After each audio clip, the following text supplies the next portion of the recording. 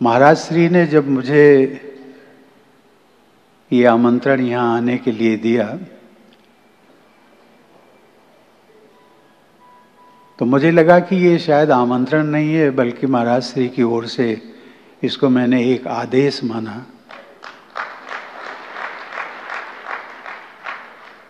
और आदेश इसलिए क्योंकि ऐसे आयोजनों की लोग प्रतीक्षा करते रहते हैं और उनको ऐसा सुअवसर मिलता नहीं है। महाराज श्री आपसे मेरा बहुत लंबा परिचय नहीं है, पिछले 3-4 वर्षों का, वो भी एक ऐसा संयोग बनता है। प्रत्येक वर्ष मैं ऋषिकेश परमार्थ आश्रम में जाता हूँ, मई के महीने में जाता हूँ, महाराज श्री की कथा सुनता हूँ और वहीं पर कथा सुनते सुनते एक आत्मीयता बढ़ी, लगाव हुआ और महाराज श्री की जो सरलता मैंने देखी वो गजब की। साधु संतों का एक अपनी दुनिया है और उनकी दुनिया गृहस्थ आश्रम में जो हम लोग रहते हैं उनसे भी कहीं उनकी बड़ी दुनिया है। लेकिन उस दुनिया में प्रभुता, अभिमान, न जाने कितनी कितनी चीजें जो कि मैंने देखी हैं गृहस्थ जीवन में लोगों को उतनी नहीं होती हैं जितनी कि साधु संतों की दुनिया में होती है। लेकिन उस बीच में भी और पता नहीं कुछ ईश्वर का संयोग है कि मेरा ऐसा संयोग बना कि मैं जाता रहा, महाराज श्री की कथा सुनता रहा और एक ऐसा संयोग बना कि मुझे लगा कि शायद ये जो बहुत सारे साधु संत हैं, महाराज श्री इसको मैं अन्यथा किसी को लेने नहीं देता हूँ लेकिन जाता रहता हूँ क्योंकि सबसे कुछ ना कुछ मिलता है। और यहाँ पर आते आते मैं जब इससे बैटरी कार्ड से उतरा तो मैंने सत्यभूषण जी और हमारे ललित जी और वो मुंबई वाले जो थे, मैंने कहा देखिए कैसा भारत की धरती की एक अद्भुत परंपरा है कि यहाँ पर ज्ञान और अध्यात्म जो है उसका वितरण होता है, मुफ्त वितरण होता है।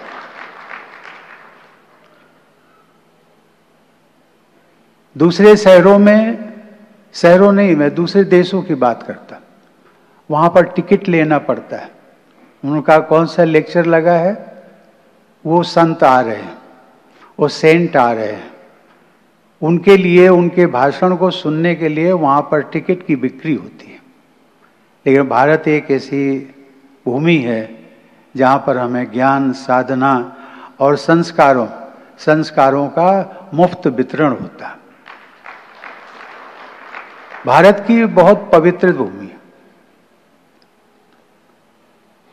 महाराज श्री जब मैं राष्ट्रपति बना, मैं कुछ संस्मरण, ये चीज़ें बहुत कम आ पाती हैं पब्लिक डिस्कोर्स में, तो मैं कुछ चीज़ें शेयर करना चाहूँगा। वैसे मैंने अपनी जीवनी आत्मकथा, जिसको मैं निश्चित रूप से 5 वर्ष तक राष्ट्रपति भवन में रहा, तब तक मैं निश्चय नहीं कर पाया कि मुझे लिखना चाहिए कि नहीं लिखना चाहिए, क्योंकि मैं यही कहता था कि जितने भी राष्ट्रपति हुए हैं सबने अपनी आत्मकथाएं लिखी हैं और उनको पब्लिक डोमेन में वो चीज़ें नहीं जाती हैं। वो सेंट्रल गवर्नमेंट की लाइब्रेरीज हैं, यूनिवर्सिटीज़ हैं, वहाँ जाती हैं, पढ़े लिखे लोगों तक जाती हैं, जहाँ तक जानी चाहिए थे। तो मैंने कहा लिखने से क्या फ़ायदा। उसके पश्चात भी मैं जब राष्ट्रपति भवन से बाहर आ गया तो जो शुभ चिंतक थे उन्होंने कहा कि कोविंद साहब आप अपने को अंडर एस्टिमेट कर रहे हैं। अंडर एस्टिमेट उनका ये मतलब कि आप अपने को कम आंक रहे हो। एक गांव की पृष्ठभूमि से निकल करके कोई कल्पना नहीं कर सकता है गांव की उबड़ खाबड़ पगडंडियों से जाते हुए, स्कूल जाते हुए, और पैरों में जूते नहीं हुआ करते थे कभी कभी, उस स्थिति में आप पढ़ाई करते थे और पढ़ते पढ़ते पढ़ते पढ़ते कहाँ से कहाँ आप पहुँच गए। हाई कोर्ट पहुँचे, हाई कोर्ट से सुप्रीम कोर्ट पहुँचे, पार्लियामेंट पहुँचे, और राजभवन पहुंचे, बिहार के गवर्नर रहे और वहां से राष्ट्रपति बन गए। एक अद्भुत कहानी है। इस कहानी को इस देश के लोग जानना चाहते हैं। कहीं हो सकता है आपकी कथा आ जाए, आत्मकथा, तो बहुत सारे बच्चों को कुछ प्रेरणा मिल सके। उस प्रेरणा के लिए आप लिखिए। तब मैंने महाराज श्री वो निर्णय लिया और हमने लिखना शुरू किया। अभी वो पूरी हो गई है। मुझे लगता है कि जनवरी के अंत में या फरवरी के प्रथम सप्ताह में प्रधानमंत्री जी उसका लोकार्पण करेंगे और वो सबके सामने आएगी। वो तो एक आत्मकथा है।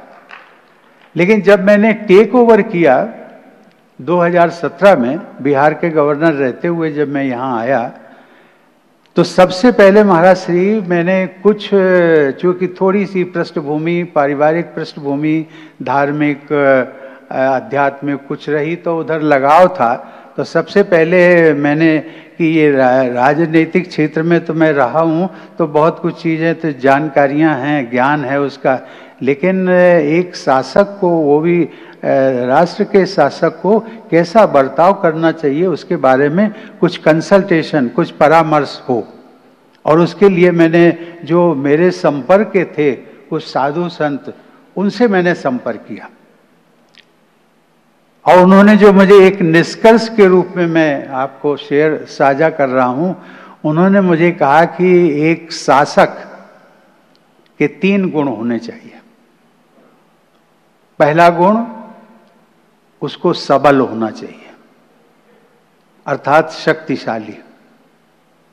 शक्तिशाली केवल शारीरिक रूप से नहीं, मानसिक रूप से भी। संकल्प शक्ति होनी चाहिए।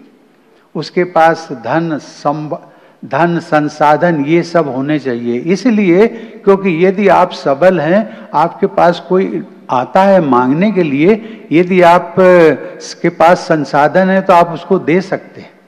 देने की अर्थात क्षमता, सबलता, सबल होना चाहिए। तो उन्होंने कहा कि सबल तो आप होंगे, राष्ट्रपति बनने जा रहे, बन गए हैं। लेकिन उसके साथ साथ उन्होंने, संतों महात्माओं ने, महाराज श्री एक और शर्त लगाई। कह लगे दूसरा गुण होना चाहिए सरलता। सरल, सबल, सरल। तो मैंने कहा कि राष्ट्रपति भवन में बैठ करके कोई सरल हो सकता है क्या? ये स्वाभाविक नहीं है, क्योंकि जिसमें जिस किसी को लग जाए कि ये 340 कमरों का राजमहल है, यहाँ पर इतना पॉम्प एंड शो है। जब आप हमारा राष्ट्रपति भवन जो है, महाराज श्री विश्व के सबसे उत्तम, जिसको हम कह सकते हैं, जो राष्ट्रपति भवन है उनमें एक है। जब ये जो आजकल ट्रम्प है हमारे, इनको हमने होस्ट किया था फरवरी 2020 में, और सबसे पहले ये जब आए तो चकाचौंध इनको यही लग रहा था कि हमारा अमेरिका का जो है वो व्हाइट हाउस और इंडिया का जो राष्ट्रपति भवन, इसमें तो जमीन आसमान का अंतर है। उनको ये लग रहा था कि ये कैसा भाई। तो महाराज श्री वो 340 कमरे में, मैंने कहा उन संतों महात्माओं को कहा कि भाई 340 कमरे, जब कोई पूछेगा आप कितने कमरे के राजपरिवार में रहते हैं, तो मैं बताना तो पड़ेगा कि 340 कमरे। तो 340 कमरे वो हमारे को छोड़ करके, हमारा जो परिवार का विंग है उसको छोड़ करके। तो मैंने कहा किसको ये सरलता, कहाँ से सरलता, तो उससे दूर दूर उसको कितना अभिमान और गौरव और ये सब चीजें होंगी। उसका तो वैसे ही अगर किसी साधारण व्यक्ति का हो तो मैंने कहा उसका दिमाग खराब हो जाएगा इसी में। उन्होंने कहा नहीं, ये जरूरी है, सरलता। और तीसरी चीज, तीसरा लक्षण उन्होंने बताया था सजलता। सजलता अर्थात आपकी आंखों में करुणा होनी चाहिए। यदि किसी गरीब को देखें, किसी असहाय को देखें, किसी अभाव युक्त व्यक्ति को देखें, तो आपके मन में प्रेरणा, ये भाव जरूर होना चाहिए कि इसको हम क्या मदद कर सकते हैं। ये मदद की भावना जो है, यहाँ आए महाराज श्री, हमें बहुत सारे साधन संपन्न लोग मिले और उनको मैंने यही चीज मैंने कही, ये तीनों में से एक ना एक चीज मैंने पाई उनमें। बहुत बड़ी बात है ये। महाराज श्री इन तीनों सबल, सरल और सजल, इन गुणों के साथ में मैं 5 वर्ष तक वहां रहा। और लोग जो मेरे शुभ चिंतक थे तो पूछते थे कि भाई इस बड़े इतने राजमहल में आप रहते हो, यहाँ से निकल करके आपने क्या सीखा, क्या देखा? तो मैं यही कहता था महाराज श्री कि इस भवन को, राष्ट्रपति भवन को, मैं मात्र एक धर्मशाला मानता हूं। जैसे हम धर्मशाला में जाते हैं, बुकिंग कराते हैं, तो मैंने कहा कि ये 2017 से लेकर के और 2022 तक की हमारी तिथि पक्की है, हमारी बुकिंग है यहाँ, तो हम रहेंगे और 2022 में हम चले जाएंगे। तो इसको मैं धर्मशाला मानता हूँ और कुछ नहीं मानता। महाराज जी, जब आपने कहा कि इस आसन पे विराज लीजिए थोड़ा सा, तो मैं हिचकिचा रहा था। इसलिए क्योंकि व्यासपीठ की तुलना किसी अन्य पीठ से नहीं की जा सकती। व्यासपीठ की सर्वोच्चता को हम सबको स्वीकार करना ही होगा, ये सत्य है।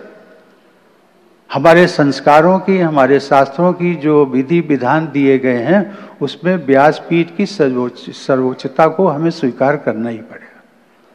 और इसीलिए महाराज श्री, मैं कभी कभी सोचता हूं कि जब वो मैं 25 जुलाई 2022 को जब मैं वहां से निकला, तो ये जितना बोझ था ना महाराज श्री, आपके चरणों, आपकी कृपा से मैं बोझ वहीं छोड़ करके आया। आज मैं बड़े स्वतंत्रता के साथ में घूमता हूं, सबसे मिलता हूं। तो लोग कहते हैं आप इतने सरल क्यों?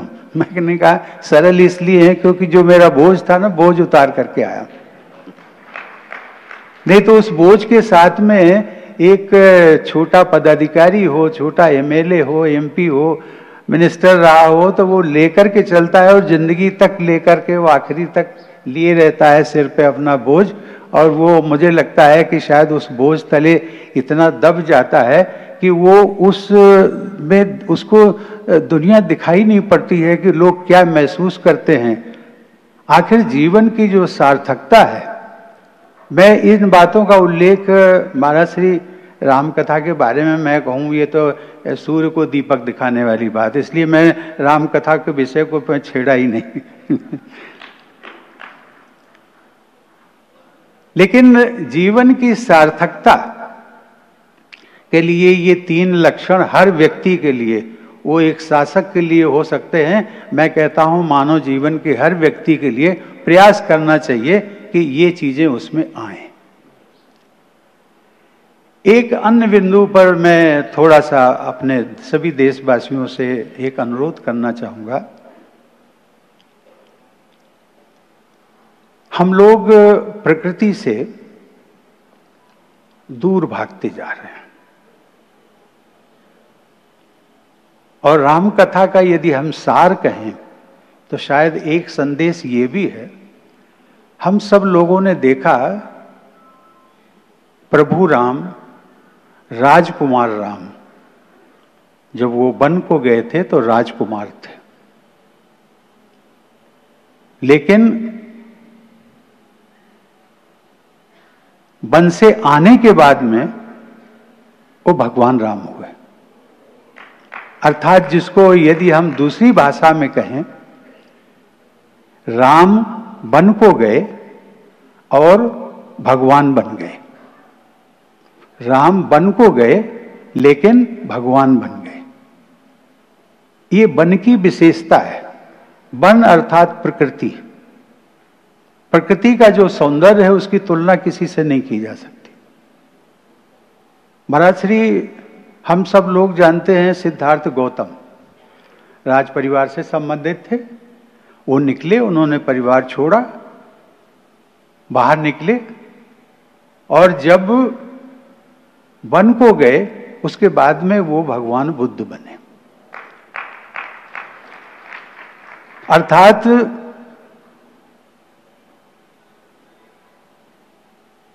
सिद्धार्थ गौतम, पहले सिद्धार्थ गौतम थे, जब प्रकृति की छांव में गए तो वो भगवान बुद्ध बने। इसी प्रकार से राजकुमार महावीर, वो जब प्रकृति की छांव में गए तो वो भगवान महावीर बने। इस हमारे भारत के इतिहास में न जाने कितनी ऐसी चीजें, ये ऋषि मुनियों की जो कहानियां आती हैं, कहानियां नहीं, ये सच्ची जीवंत कहानियां हैं, उन सब की क्या विशेषता थी? क्योंकि प्रकृति हमें बहुत कुछ देती है। प्रकृति आपको जीवन का सिद्धांत, जीवन का जो मर्म है, जीवन की सार्थकता है, वो सिखाती है। और मैं कभी कभी कहता था महाराज श्री कि यदि विश्व, पूरे विश्व, भारत का भी बात ले लीजिए, यदि हम प्रकृति के साथ में रहे होते तो शायद ये जो कोरोना काल आया था उससे हम बहुत कुछ बच सकते थे। प्रकृति से हम जब दूर होते हैं तो प्रकृति हमें सिखाती क्या है? प्रकृति हमें सिखाती है कि रोज सूरज निकलता है, ये और कोई नहीं सिखाता। सूरज निकलता है, उदय होता है और दोपहर तक आता आता उसकी चरम एक ऊर्जा आ जाती है, उसके बाद ढलान शुरू होता है। मनुष्य का जीवन भी इसी तरीके से चलता है। पैदा होता है, युवा अवस्था, उसके बाद उसके जीवन का ढलान, ये हम जानते हैं। और ये भी जानते हैं कि सायंकाल इसका फिर यही सूरज फिर कल निकलेगा। लेकिन हम सब लोग इतने दुखी हो जाते हैं अपने जीवन के अंत में, और जीवन को जो रोज देखते हैं कि ये कल फिर उगने वाला है। आज महाराज श्री कुछ लोग बैठे थे तो मैंने यही कहा कि ये मानव जीवन जो है हम सबकी एक अनंत कथा है। हम सब लोग ना जाने कितना, ये जीवन जो मिला है वो जीवन पहली बार नहीं मिला है, ना जाने इसके पहले कितने हमें जीवन मिल चुके। ये जीवन है, ये पड़ाव है, इसके आगे भी हमें कई मिलने वाले हैं। इस अनंत कथा को, यदि इस अनंत महाकथा को यदि हम समझ सकते हैं तो प्रकृति से समझ सकते हैं। प्रकृति हमें देती रहती है, और हम सभी मनुष्य, सभी इंसान, हमें यह है कि ले कैसे सकते हैं, इस व्यक्ति से क्या मिल सकता है। जहां जाते हैं, महाराज श्री आपके पास हम भी आए हैं, एक स्वार्थ के कारण आए कि आपके साथ सानिध्य में हमें मिलेगा, कुछ ना कुछ मिलेगा, ज्ञान मिलेगा, और इसीलिए हम, और प्रकृति हमें स्वस्थ रहना सिखाती। अभी हम खाने पीने में जितनी वो, मैंने ये व्यवहारिक विषय उठा लिया महाराज से, खाने पीने में प्रकृति हमें सिखाती है कि यदि भोजन करना है, शुद्ध भोजन, पौष्टिक भोजन और फ्रेश ताजा भोजन। लेकिन हमारे यहाँ प्रथाएं अभी चली हैं, पाश्चात्य संस्कृति को देख करके, वो पिज्जा है, बर्गर है, जंक फूड है, बच्चे भी खाते हैं, हम भी खाते हैं, हम भी सब एंजॉय करते हैं, लेकिन उनके दुष्परिणाम हैं। और ये जो प्रकृति के साथ में जब हम जीते हैं, प्रकृति के साथ, मैं इसलिए कहता हूं कि प्रातः उठना ये प्रकृति हमें सिखाती है। प्रातः यदि आप उठेंगे, ब्रह्मकाल, ब्रह्म मुहूर्त तो छोड़ दीजिए, कम से कम 4 बजे नहीं तो 5 बजे नहीं, कम से कम सूर्योदय होता है तब तो उठ जाइए। आप उठेंगे, आपकी आधी सेहत जो है वो प्रकृति के साथ चलने के कारण ही आपकी ठीक रहेगी। और कभी कभी महाराज श्री, मैंने आत्मकथा में लिखा, अंतिम अध्याय में लिखा है, देशवासियों के लिए मैंने एक सुझाव दिया है कि आप शारीरिक और मानसिक रूप से स्वस्थ रहिए। ये मेरी कल्पना नहीं है, ये मेरी गुजारिश है, अपील है। और क्यों अपील की मैंने? क्योंकि आप अगर स्वस्थ रहेंगे तो आप देश पर उपकार करेंगे, देश पर उपकार करेंगे। आपको लगता है कि भाई मैं सरकारी नौकरी में हूं, महाराज श्री मैं भी सरकारी उसमें आ गया, अब मुझे सुविधाएं हैं, सब सुविधाएं हैं, बीमार पड़े तो देखभाल सब कुछ करेगा। आखिर खर्चा किसका होगा? देश का खर्चा होगा। देश का खर्चा होगा अर्थात ये जो देश का पैसा हमारे अस्वस्थ होने के कारण जो खर्च होगा वो तो नुकसान हमारा है, देश का नुकसान है। यदि इसको हम बचा सकते हैं तो यही हमारी जो विकास योजनाएं हैं उन पे खर्च होगा जाके। तो मैं कहता हूं आपके लिए भी फायदा है और देश के लिए भी फायदा। आप अप्रत्यक्ष रूप से नेशन बिल्डिंग में, राष्ट्र के निर्माण में अपना योगदान दे रहे हैं, सही मायने में यदि आप स्वस्थ रहते हैं।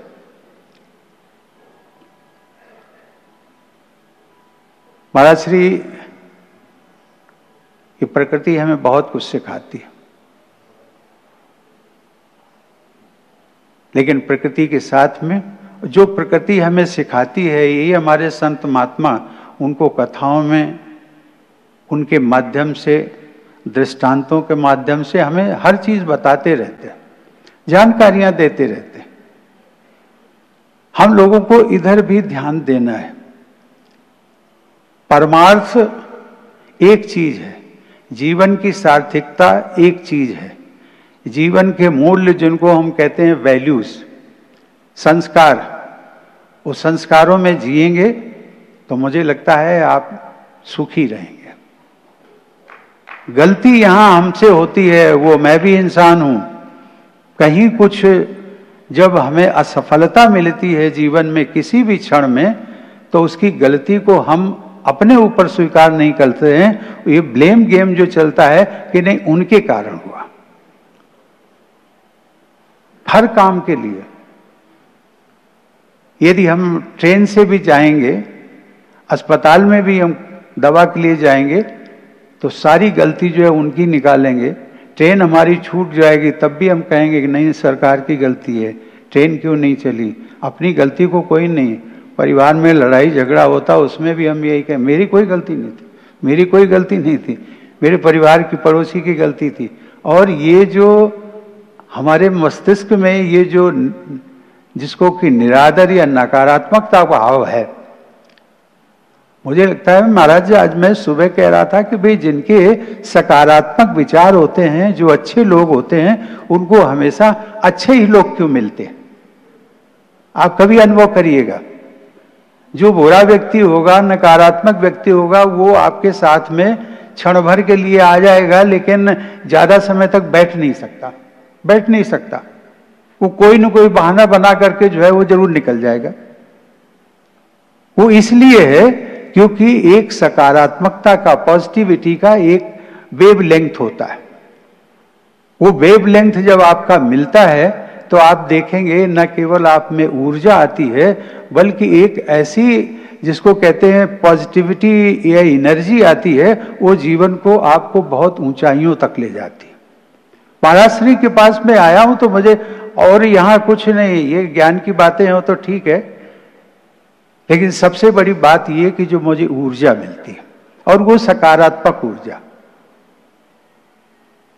वो जानते हैं कि ना मेरे से कुछ मिल सकता है, कोई मैं ये भी नहीं कि कुछ दान देने लाया हूं, ये भी जानते हैं ये, और मैं भी जानता हूं कि मुझे और इनसे और कुछ नहीं मिलना है, लेकिन इनका जो आशीर्वाद है, वो जो सकारात्मकता है, वो एक ऐसा भाव, वो जो एनर्जी मिलती है, और उसके लिए मैंने ये भी कह दिया कि मैं अगले वर्ष फिर प्रयास करूंगा कि आऊंगा।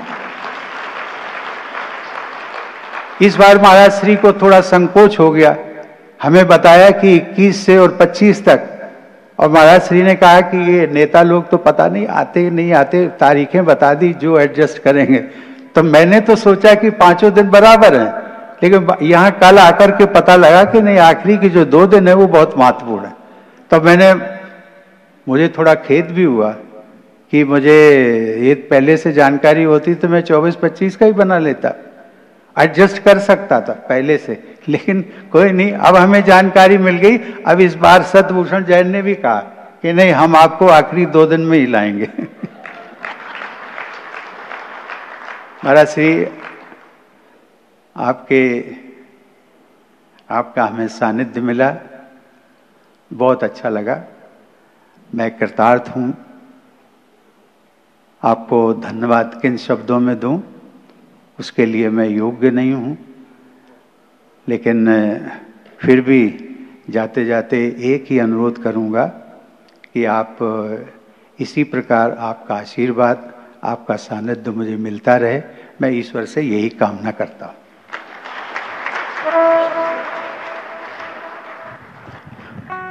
बहुत बहुत धन्यवाद माननीय रामनाथ कोविंद जी।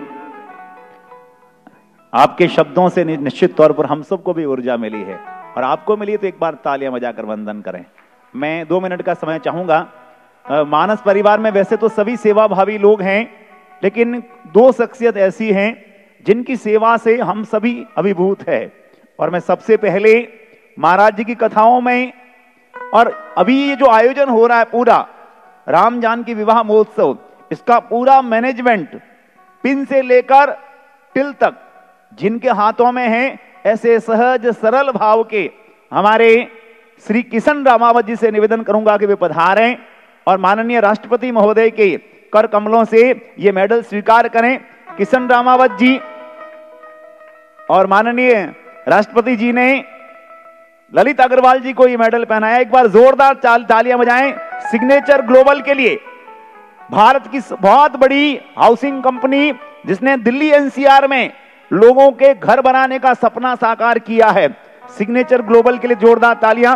किशन रामावत जी बहुत सरलता से ये सारा मैनेजमेंट संभालते हैं, एक बार जोरदार तालियां बजाएं। और दूसरे सेवाभावी हैं श्री प्रेम सिंह जी खंगारोत, जो हमारी गुरु मां मीना जी रामावत के सानिध्य में महाराज जी जब कथा गाने के लिए प्रवास में जाते हैं तो पीछे रघुवंशपुरम आश्रम और केशव प्रिया गौशाला की संपूर्ण व्यवस्थाएं उनके माध्यम से सुव्यवस्थित होती हैं।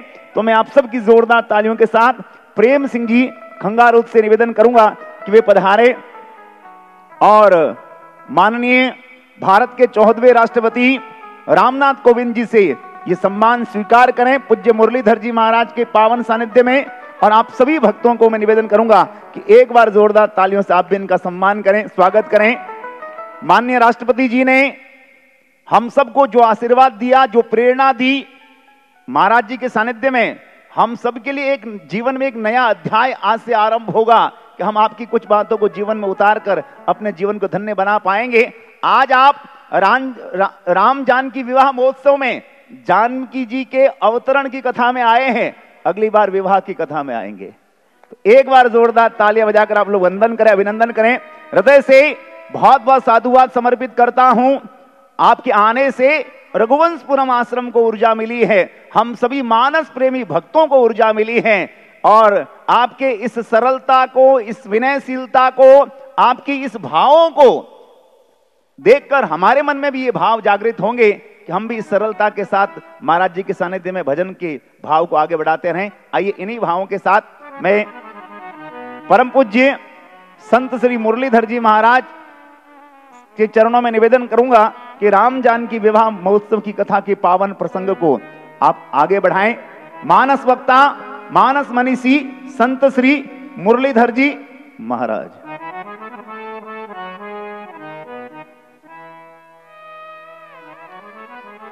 बड़ी सहज और सरलता से ऐसे विचार हम सबको दिए कि जिनका अनुसरण अगर हम करें जीवन में तो हमारा जीवन तो कृतार्थ होगा, लेकिन जो हमसे जुड़े हुए लोग हैं वो भी जीवन में कृत्य होंगे। ध्यान रखें, यही तो एक विशेषता है आपकी। मैं जब से आपको जानने लगा, आप आते हैं कथा में ऋषिकेश, आपके उद्बोधन को मैं ध्यान से सुनता था, पर उस उद्बोधन में कहीं कोई शब्द, कहीं कोई भी शब्द अहंकार से युक्त नहीं होता था। ये सबसे बड़ी बात। कहीं ये शब्द में, भाषा में किसी कोने में ये नहीं झलकता था कि आप इस देश के सर्वश्रेष्ठ पद पे आसीन रहे, कहीं नहीं। और यही सबसे बड़ी साधुता है। उसके लिए मैं बहुत बहुत आपको साधुवाद दूंगा। मैंने जब कल कहा, मैंने कहा आप आए पर पूर्ण रूपे नहीं आए, माता जी को और दीदी को लाए नहीं, तो के फिर मैंने कहा अगली बार और आइए, उनको भी लेके आए। तो सहजता से कह दिया महाराज पक्का। तो मैंने सत्यभूषण जी से सुबह ही कहा था कि अगली बार जो राम जानकी विवाह, क्योंकि हम विवाह पंचमी पे ही करते हैं, वो तिथि से होती है, तारीख से नहीं। तो अगली वर्ष जो है वो 10 दिसंबर से 14 दिसंबर तक है। तो मैं आपसे व्यासपीठ से ही निवेदन करूंगा कि आप 13 दिसंबर को आश्रम में पधारें, 14 को रुकें और 15 को वापस प्रस्थान करिएगा। 2 दिन का उत्सव आप हम सब साथ के साथ रहिए। हम और आप सभी सौभाग्यशाली हैं। अपने बेटे के विवाह में, अपनी बेटी के विवाह में, अपने परिचितों के पुत्र संतान के विवाह में सम्मिलित होने का अवसर मिलता है। लेकिन वो बहुत बड़े भाग्यशाली लोग होते हैं, अति सौभाग्यशाली, जिनको भगवान के ऐसे पावन उत्सव में सम्मिलित होने का अवसर मिलता है।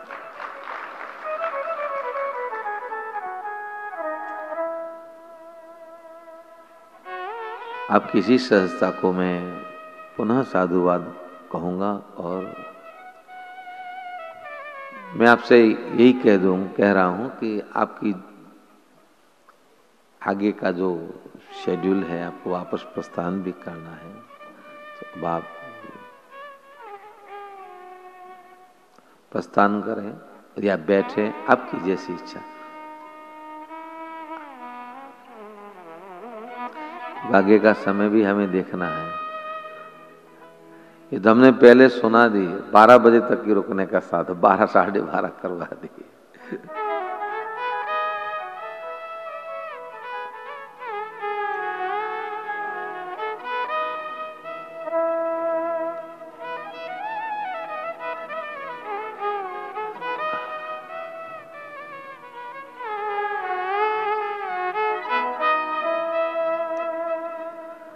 जो ही जानकी जी शिशु रूप में हुई, सुनैना जी की गोद में आई।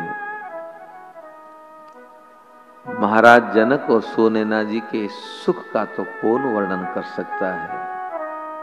उनका तो छोड़िए, पूरे विदेह नगर का, जनकपुर का, जैसे ही जनकपुर में ये पता चला कि जनक जी के घर लाली का जन्म हुआ है, आहा। सीता जी प्रगट वही छे आज, नगर में नाचत सकल समाज। सिया जी प्रगट वही है आज, नगर में नाचत सकल समाज। हे नाचत सकल समाज, हे नगर में नाचत सकल समाज। नाचत सकल समाज, नगर में नाचत सकल समाज। सिया जो प्रकट वही है आज, नगर में नाचत सकल समाज। सिया जो प्रकट वही है आज, नगर में नाचत सकल समाज।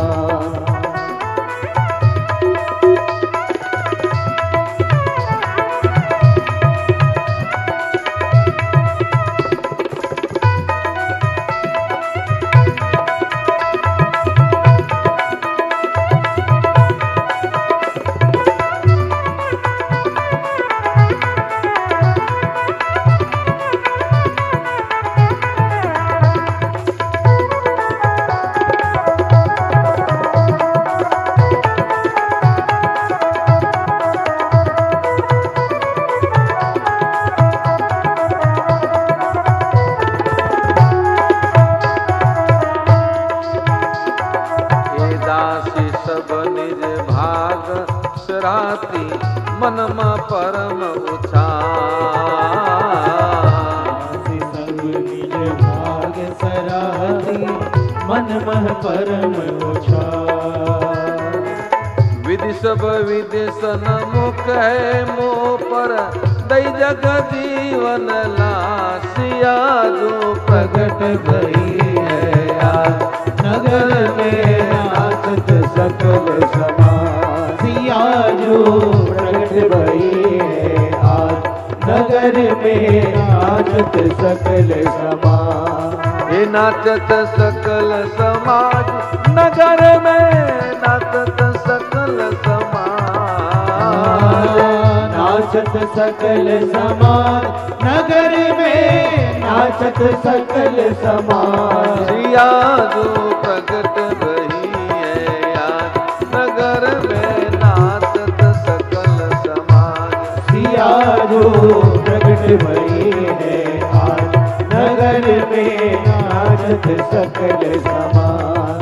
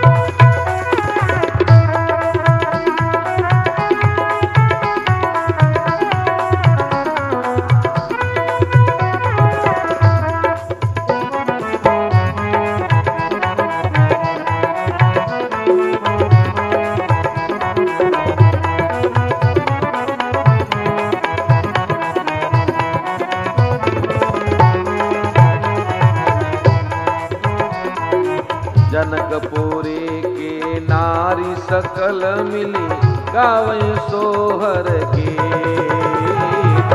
जनकपुरी की नारी सकल मिली गावई सोहर गीत। आंगन वीर वीर पुनि बाहर आंगन वीर वीर मुनि बाहर। जस मंगल की रीत सिया जो प्रगट भई है आज नगर में नाचत सकल समाज। सिया जो प्रगट भई है आज नगर में नाचत सकल समाज। नाचत सकल समाज नगर में नाचत सकल समाज। नाचत सकल समाज नगर में नाचत सकल समाज। सिया जो प्रगट भई है आज नगर में नाचत सकल समाज। सिया जो प्रगट भई है आज नगर में नाचत सकल समाज।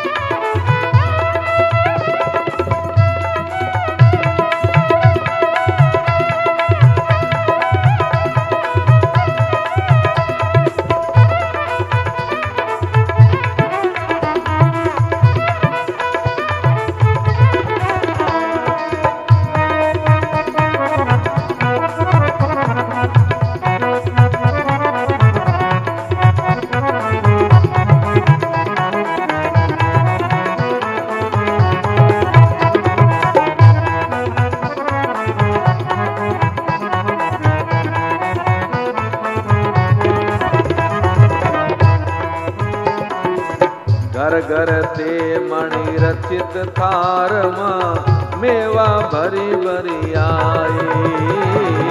घर घर के मणि रचित थार मेवा भरी भरी आई।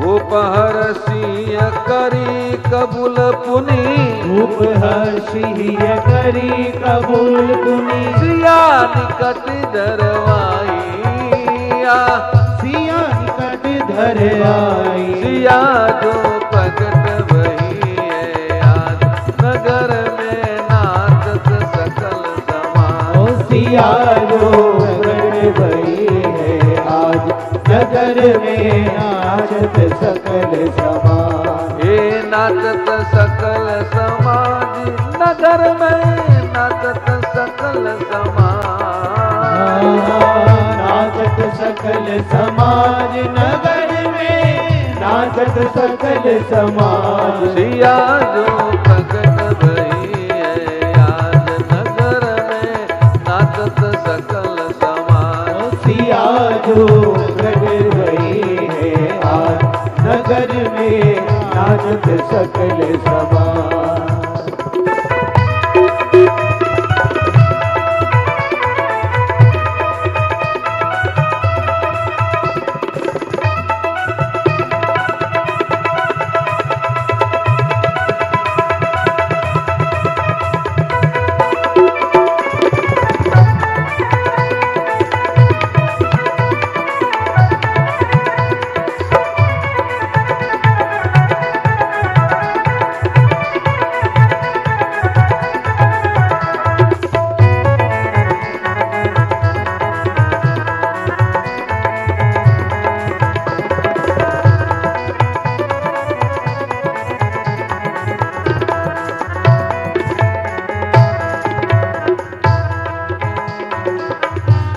उर्मिला पलना सोहत मोहन कामयने का, सिया उर्मिला पलना राजती नेह प्रेम पुनि पलना।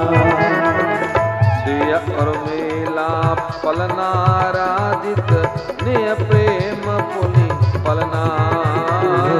सिया उर्मिला पलना राजती नेह प्रेम पुनि पलना। मातो दुलारित बहुविधि लालती, मातु दुलारती बहुविधि लालती, गावती मंगल ललना, गावती मंगल ललना। सिया जो प्रकट भई थे आज नगर में नाचत सकल समाज। सिया जो प्रकट भई है आज नगर में नाचत सकल समाज। हे नाचत सकल समाज नगर में नाचत सकल समाज। नाचत सकल समाज नगर में नाचत सकल समाज। सिया जो प्रकट भई है आज नगर में नाचत सकल समाज। सिया जो प्रकट भई है आज नगर में नाचत सकल समाज।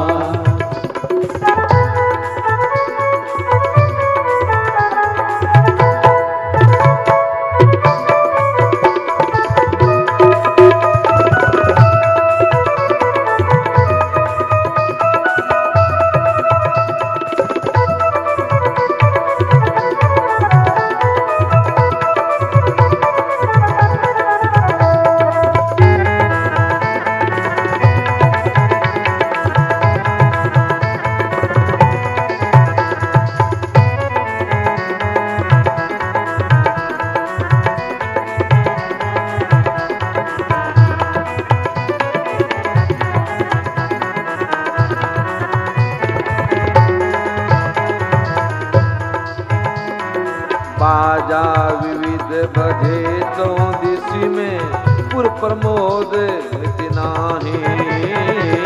बाजा विविध बजे चहुदिशी में पुर प्रमोद मिति नाही। प्रिया शरण सबके मन की भई, प्रिया शरण सबके मन की भई। जसई चित फल पाइयो, जसई चित फल पाई। सिया जो प्रकट भई थे आज नगर में नाचत सकल सिया जो प्रकट भई है आज नगर में नाचत सकल समाज। सिया जो प्रकट भई छे आज नगर में नाचत सकल समाज। सिया जो प्रकट भई है आज नगर में नाचत सकल समाज।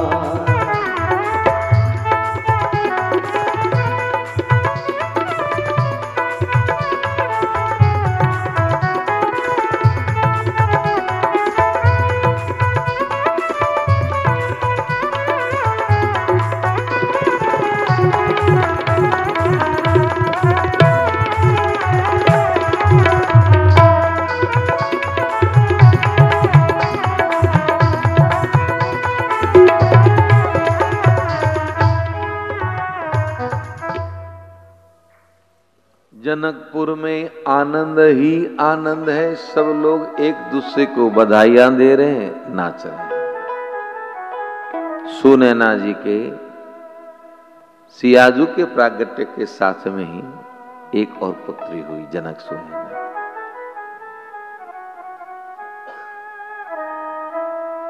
कुछ दिन ऐसे ही आनंद उमंग में बीते। नामकरण का समय आया। कवि ने लिखा, बाजत मिथिला में विमल आनंद बधाई। नामकरण सब कुंवरी के शुभ लग्न सुधाई। जैसे ही नामकरण का समय हुआ, कुल गुरु को बुलाया। चारों चौके बैठे थे भई कोई ऋण की माई। सुंदर चौक के उसमें बैठी है कौन? सुनैना जी। गोद मोद लीने कुंवरी सो अति छवि छाई। बड़े मोद से, बड़े प्रमोद से पुत्रियों को गोद में लिया हुआ है। और जैसे ही मुनि ने देखा सियाजू के सामने, तो जानकी जी का नाम करते हुए कवि ने लिखा, नाम भूमि जा कयो। मैंने भी कहा ना, देवी जी भूमि जा कहती हैं, क्योंकि पहला वास्तव में नाम किशोरी जी का भूमि जा ही रखा था। नाम भूमि जा कयो प्रथम जो भूते आई। भूमि से जिनका प्रागट्य हुआ है, इसलिए नामकरण रखा प्रथम कुंवरी का भूमिजा। बौरी नाम ते कयो जानकी परम सुहाई। पिता के नाम से बेटी का नाम होता था। जनक जी की बेटी है तो जानकी। महाराज कौशलेश की बेटी है तो नाम कौशल्या। महाराज सुमित्रेश की बेटी है तो नाम सुमित्रा। राजा कैकई देश की कैकई महाराज की बेटी तो नाम कैकई। हाँ, ध्यान रखें। इसलिए राम जी परिचय देते हैं ना हनुमान जी को, तो पहले देखिए मां का नाम पहले लिया।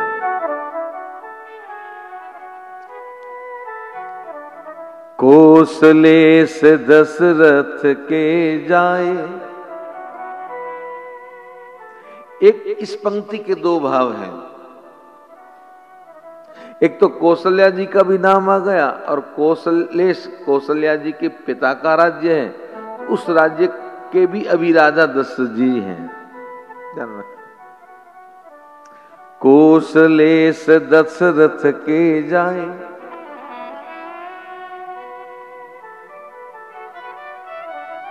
तो पिता के नाम से पुत्री का नाम होता है। भूमि से प्रागट्य हुआ तो नाम रखा भूमिजा, और जनक की बेटी है तो दूसरा नाम रखा जानकी।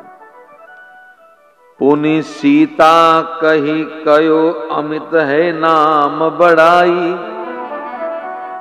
शक्ति मोली अनादिनी सब वेद बखाई। तीसरा नाम रखा सीता। और मुनि ने कहा इस नाम से प्रसिद्ध होगी। बहुरी नाम त्रिकयो सुनैना कीजे जाई। अब जो सुनैना जी के गर्भ से जन्मी उसका नामकरण किया। सीता जी का हुआ प्रथम उर्मिला सुख निधान सभी पान लुनाई, उनका नाम उर्मिला रखा। जानकी जी की छोटी बहन जनक सुनैना जी की पुत्री।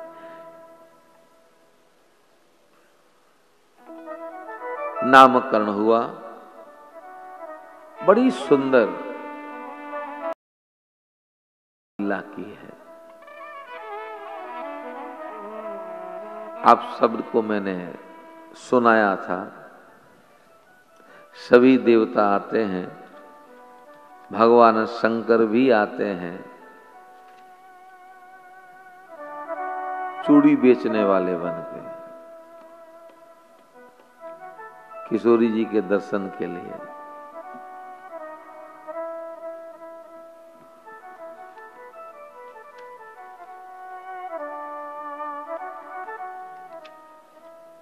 ब्रह्मा जी भी आते हैं,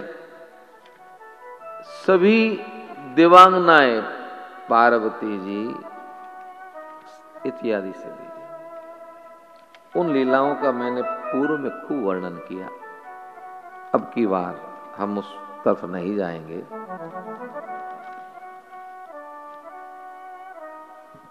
धीरे धीरे सिया जो बड़ी हुई, बड़ी सुंदर बाल लीला हुई, बड़ी हुई।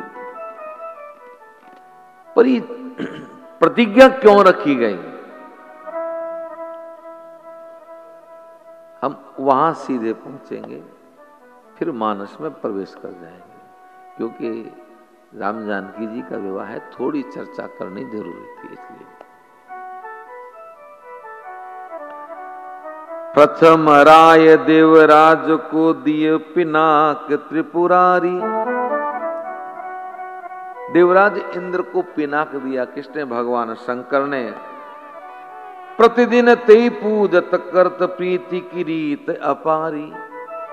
और उस पिनाक का प्रतिदिन पूजन करते थे। जो भगवान शिव का धनुष है पिनाक, वो महाराज जनक जी को मिला। अब मिला क्या? धनुष के पीछे बड़ी सुंदर कथा है। रावण मांग के शंकर जी से ले गया, पर देवताओं ने कहा कि बाबा आपने धनुष दे दिया और ये आदमी इसके पास ये पिनाक हो गया तो हमारा तो फिर हो गया कल्याण, फिर तो ये किसी इस पे जीत भी नहीं पाएंगे। शंकर जी ने कहा दे तो दिया, तो कुछ शर्त डाल दो। जब रावण ने पिनाक मांगने का भाव लेके तप किया तो देवताओं ने पहले ही कह दिया। शिव ने कहा ठीक है। जैसे ही रावण ने मांगा कि आपका पिनाक दो, शंकर जी ने कहा पिनाक तो दे दूंगा, लेकिन कहीं लंका से बीच में रखना मत। रख दिया बीच में तो तुझसे उठेगा नहीं, ये ध्यान रखना। रावण ने कहा मैं काय को रखूंगा, सीधा लंका में जाके मेरे शस्त्रागार में रखूंगा। ठीक है। अब रावण कैलाश से पिनाक लेके जैसे ही आकाश मार्ग से जा रहा था तो निकलती उसी लघु शंका हुई, सोच करने का मन में भाव हुआ, तो रथ को नीचे लाया। कोशिश खूब की कि पहुंच जाऊं लंका, लेकिन इतना तीव्र लगा कि वो रुक नहीं पाया अपने आप को। संयोग से नारद जी नारायण नारायण करते आ गए। तो रावण ने कहा ऐसा है दादाजी, नारद जी दादा लगते हैं, दादाजी ये आप ऐसा काम करो, पिनाक रखो, हम बाथरूम करके आते हैं। नारद जी के भाई हम बीणा बजाने वाले, हम इसको कहाँ रखे, धनुष हमारा क्या काम। रावण ने कहा तुम्हें चलाने का नहीं कह रहा हूं, हाँ दादा हो तब सम्मान से कहा है, तो लेते हो कि फिर दादा का पोता बनाओ। नारद जी ने कहा ले भाई दे दे, पर एक बात तुझे तो पता है जगत विदित है, मुझे श्राप है, मैं एक जगह ज्यादा समय ठहर नहीं सकता और इसको लेके मैं चल नहीं सकता, तो अगर तुम समय पे नहीं आए तो फिर मैं तो इसको यहीं रख के चला जाऊंगा, ध्यान रखना। तो रावण ने कहा अभी गया अभी आया। गया रावण, अब वो देव माया से उसकी सोच की इच्छा निवृत्त हो ही नहीं रही है, बाथरूम लगे जा रहा है। नारद जी ने कहा रे भैया जल्दी कर, आराक रखूं। रावण ने कहा रुके, आराक रखूं। रावण ने कहा थोड़ा रुको। नारद जी ने कहा अब तू बैठा रहे, मैं तो रखूं। धनुष रख के पिनाक नारद जी जैसे ही चले, अब रावण को देवताओं की थी सब गड़बड़ी, बहुत निवृत्ति हो गई, दौड़ के आया रावण, अरे क्या कर दिया आपने, आपने धनुष नीचे रख दिया। नारद जी ने कहा तुझे पहले कहा था, हमने कहा हम तो भैया एक जगह टिक नहीं सकते। रावण ने कहा मैं छोड़ूंगा नहीं, ये बीड़ा बीड़ा सब तोड़ दूंगा तुम्हारी। नारद जी ने कहा तू चाहता क्या है कि ये धनुष अगर मेरे पास होता तो कैसे से कैसा असंभव युद्ध में जीत जाता, एक धनुष रह गया मेरा। नारद जी ने कहा तुझे कभी ऐसा लगे कि मैं युद्ध में हार रहा हूं तो तू मुझे याद करना, एक बार मैं तेरी सहायता कर दूंगा। नारद जी तो निकले वहां से। आपको पता है जब लक्ष्मण जी को शक्ति लगी थी उस समय हनुमान जी वहां नहीं थे पास में। क्यों? क्योंकि रावण ने कहा नारद जी से कि इस हनुमान को युद्ध भूमि से हटा दो। तुमने कहा था ना युद्ध में मैं जीतने में कामयाबी तुम्हारी सहायता करूं। नारद जी ने कहा तो इसको यहां से हटाओ, ये यहां से चला गया तो फिर मेरा काम बन जाएगा। नारद जी ने कहा हटा ना, मेरा बाएं हाथ का काम है। रावण ने कहा बाएं हाथ का काम है, ये टस से मस नहीं होता है, ये कैसे हटाओगे? नारद जी ने कहा उसकी चिंता मत करो। नारद जी युद्ध भूमि में आए और राम कथा गाना शुरू किया। रामचरित सुन बे को रसिया। अब जहां से धुन आ रही है मधुर मधुर वीणा की, नारद जी राम कथा गाने लगे, हनुमान जी उधर खींचने लगे। भूल गए युद्ध भूमि में, उस वीणा के पीछे पीछे जा रहे, राम जी की कथा सुन रहे, आनंद में मस्त होके जाते। युद्ध भूमि से नारद जी बहुत बार ले गए, बहुत बाहर ले गए और पीछे मेघनाथ ने शक्ति का प्रहार किया। लखन जी को शक्ति लगी।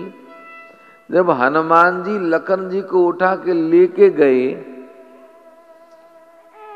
तो हनुमान जी ने कहा प्रभु से किया, प्रभु चिंता मत करो। सुसेन ने कहा, विभीषण ने कहा सूर्य उदय से पहले संजीवनी नहीं आई तो लक्ष्मण जी जीवित नहीं रहेंगे। जब सुसेन ने कहा लाओ संजीवनी, हनुमान जी ने कहा चिंता मत करें प्रभु, मैं सूर्य को निकल जाऊंगा, उगेगा होगा कहां से? चंद्र को निचोड़ के अमृत ले आऊं, आप निश्चिंत रहिए। भगवान ने कहा वो बाद की बात है, लखन को शक्ति लगी तो तुम थे कहां?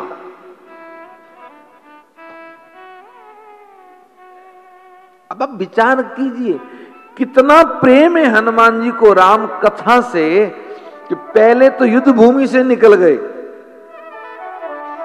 और फिर जब संजीवनी लेने गए तो कालनेमी साधु बन के राम कथा गा रहा है तो वहां चले गए कथा सुनने। अब सूर्य उदय हो गया तो लखन के प्राण नहीं बचेंगे, संजीवनी लाना है। लेकिन आकाश मार्ग से जा तो रहे थे द्रोणागिरी की तरफ, पर राम कथा सुनी तो चट से नीचे आ गए। इसलिए पूंछ वाले को खुश करने के लिए और कोई साधन नहीं है। सबसे बड़ा साधन है और वो है राम कथा।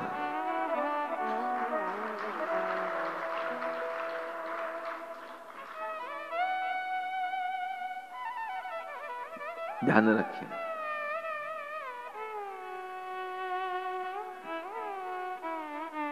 जो राम जी की कथा को सुनता है, जो गाता है,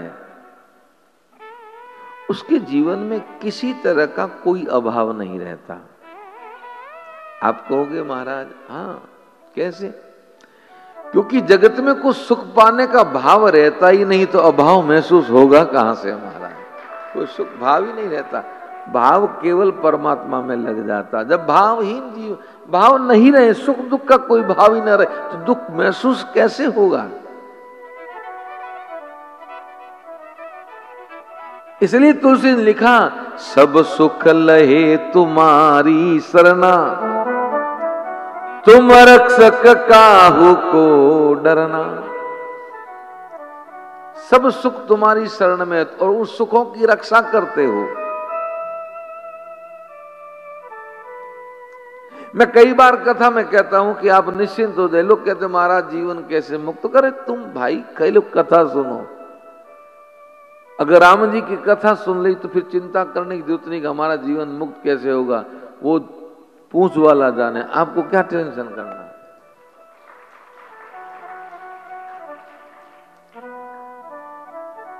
कैसे?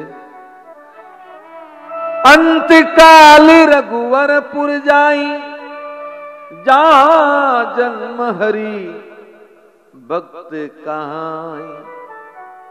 इस शरीर को छोड़ के राम जी के धाम जाओगे, और जब भी जगत में पुनः जन्म होगा तो भी ये पूंछ वाला पीछा नहीं छोड़ेगा, राम जी के भक्त बनोगे, पुनः कहीं न कहीं लाके आपको जोड़ देगा, कहीं न किसी रूप में। तो हमारा तो एक ही काम होना चाहिए। पूज्य बाबा ने लिखा है मानस के उत्तरकांड में, यही कलिकालन साधन दूजा, यही कलिकालन साधन दूजा। जोग यज्ञ जप तप व्रत पूजा, जोग यज्ञ जप तप व्रत पूजा। रामई गावहि सुमिरहि रामहि, राम ही सुमिरिय गाइय राम ही। रामई सुमिरहि गावहि रामहि, राम ही सुमिरिय गाइय राम ही। संतत सोनीय राम गुण ग्राम, संतत सुनिय राम गुण गावहि। हे संतत सोनीय राम गुण ग्राम, संतत सुनिय राम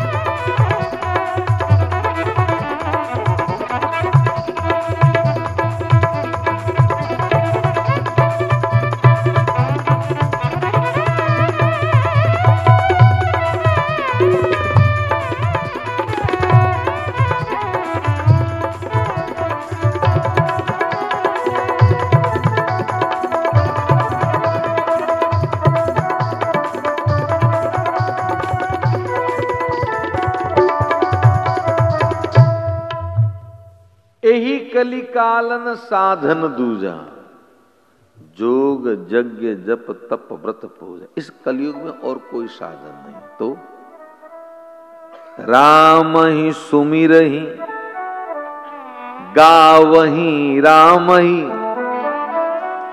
राम जी का नाम सुमिरन करो। महाराज रात रात दिन राम राम होता नहीं है, छूट जाता है। अच्छा, माला नहीं जपी जाती तो गावहि राम ही, चौपाइयां गाओ। ऐसे माला फेरते हो ना चुपचाप बैठ के, राम राम राम राम राम राम राम राम राम राम राम। कईयों की दशा है महाराज।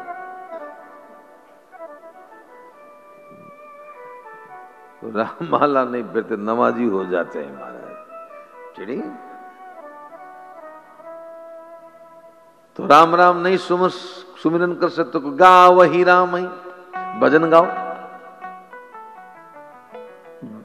मस्ती से। और महाराज गाना आता नहीं तो कौन सा तुम्हें पद लेना है। भगवान आपके स्वर को, ताल को, राग को नहीं देखते। और स्वर ताल राग से ठाकुर प्रसन्न होते हैं ना, तो जितने बड़े बड़े जो गायक है ना, लाखों रुपए लेते, राम जी उनके नृत्य करते, पर उनको सपने में भी दर्शन नहीं होते। आहा, पर बेसुरा कोई गाएगा और भाव से गाएगा, अपने मन की डोर ठाकुर को लगा के गाएगा। तो जो बेसुरा है, चाहे गले में मिठास नहीं है, फिर भी भगवान के गुणों को जो प्रेम से गाता है तो वाणी मीठी हो जाती है हमारी। ऐसा नहीं होता तो बाबा नहीं लिखते, बोले मधुर बचन तब कागा। अब कौआ कभी मधुर बोला है महाराज? है जगदीश जी, कौं कौं कौं करे महाराज, कहाँ मधुरता है?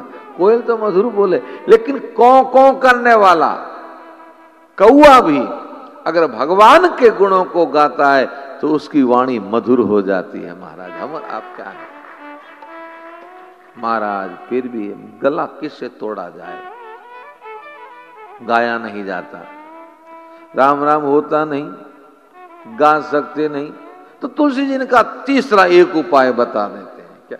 संतत सुनिय, संतत सुनिय राम गुण ग्राम। निरंतर भगवान की कथा को सुनते रहो, बस कुछ करने की जरूरत नहीं। गा सकते हो मत गाओ, नहीं जप सकते हो मत, कोई बात नहीं, पर ये तो कर सकते हो।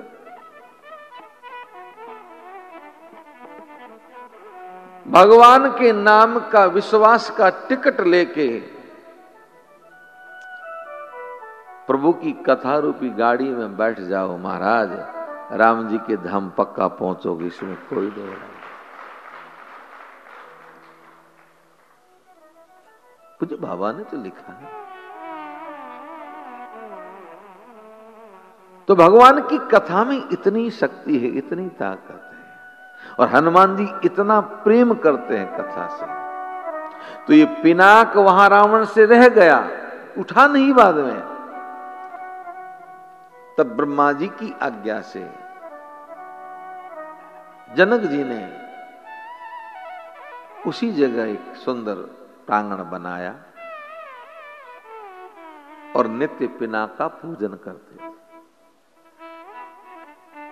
ब्रह्मा जी ने कहा जनक से कि तुम्हें इस पिनाक के पूजन से भक्ति की प्राप्ति होगी।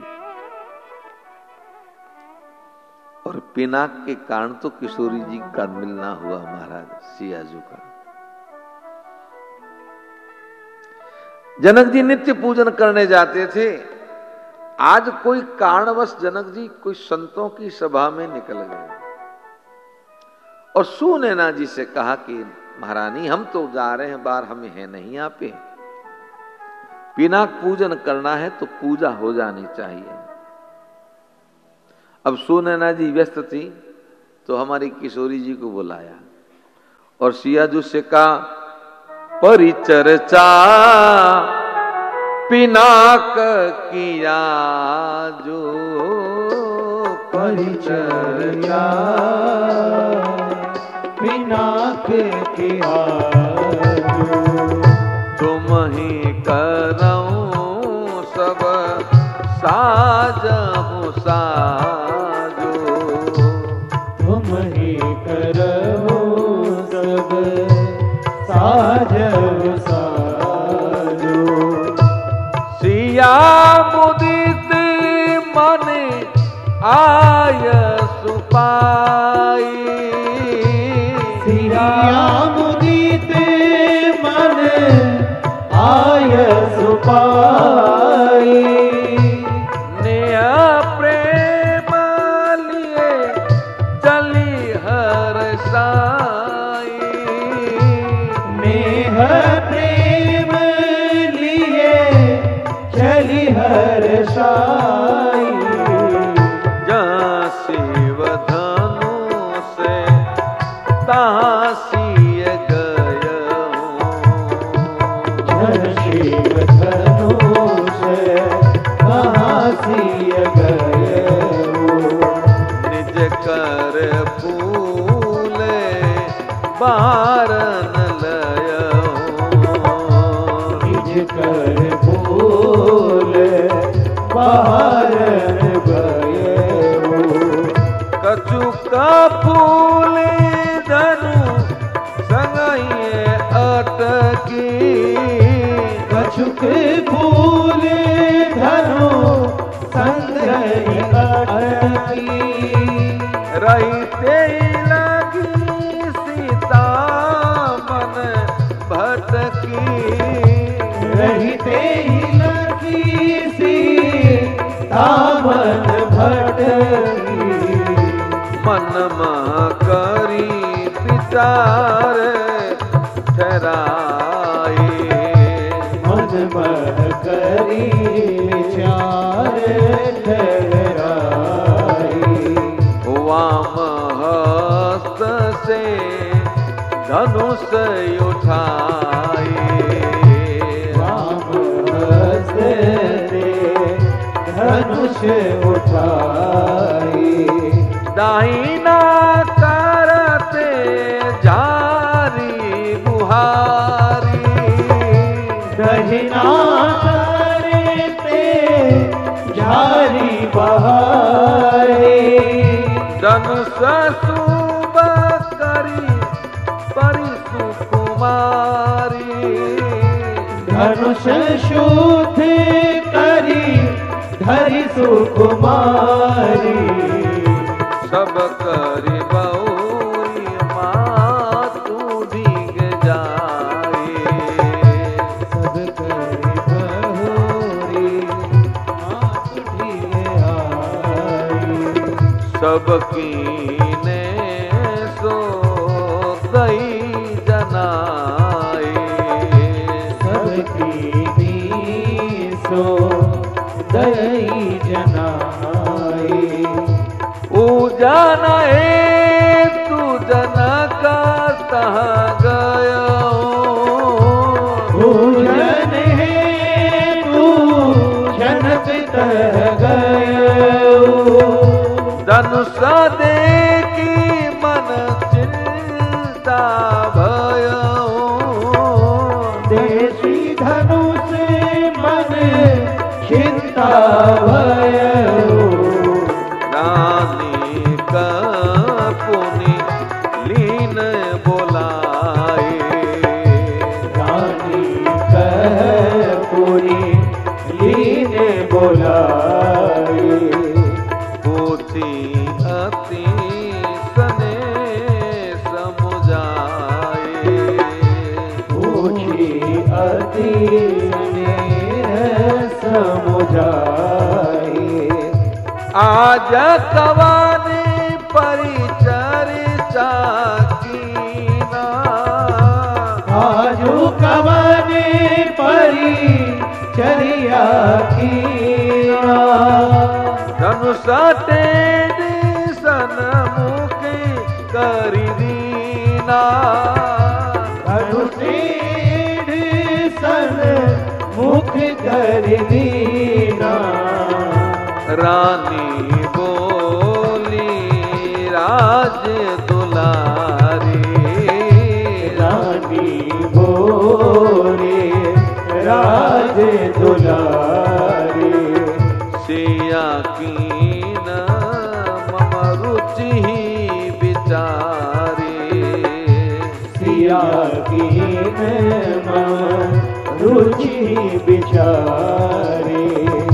सीता का पुनि न पर बुलाई सीता कह पुनि नभ कराए मातु मधुरी कहीं कीने बुलाए मातु मधुर कही लीन बोलाए पूछी सब वृतांत जनाई पूछी सब वृतांत जनाए हे राजा मन अति सुख पाए राजा मन अति सुख पाए बहुरी विचार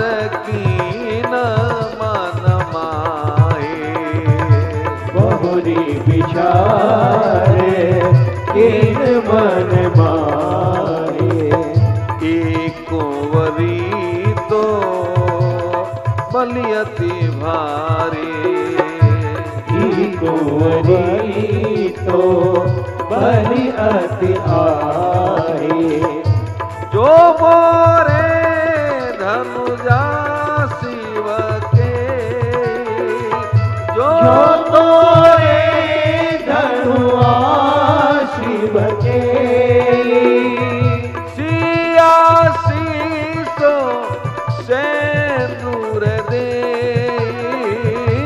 सिया शीस सो सिंदूर दे जब लगी नहीं धनवा कोई तोरे जब लगी नहीं धनुआ कोई तोरे सिया विवाह